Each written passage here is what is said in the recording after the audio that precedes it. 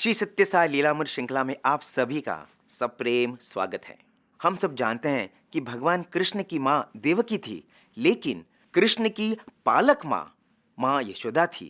ठीक उसी तरह माता ईश्वरम्मा भगवान की जननी थी, लेकिन भगवान की पालक माँ सुब्बम्मा थी। जब भगवान शिशु थे तो सुब्बम्मा सत्या को लेकर अपनी छाती से लगा देती थी और बहुत प्यार से दुलारती थी, और भगवान को भी सुब्बम्मा द्वारा खिलाया जाना बहुत पसंद था।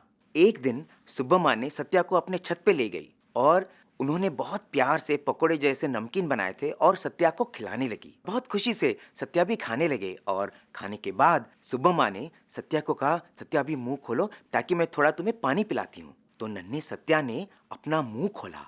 जब उन्होंने अपना मुंह खोला तो उस मुख में जो दृश्य सुब्बम्मा ने देखा, उसे देखकर वो मूर्छित हो गई। वो अपनी सुध बुध खो बैठी। सुब्बम्मा ने क्या देखा? उस छोटे से नन्हे सत्या के श्रीमुख के अंदर चंद्र, तारे, सूर्य सब घूम रहे थे।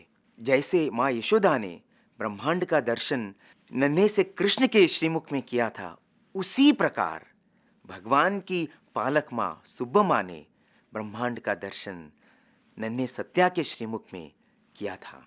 और इस दृश्य का इतना गहरा प्रभाव माता सुब्बम्मा के दिल पर आई कि माता सुब्बम्मा बहुत दिनों तक एक दूसरी दुनिया में जैसे रह रही थी।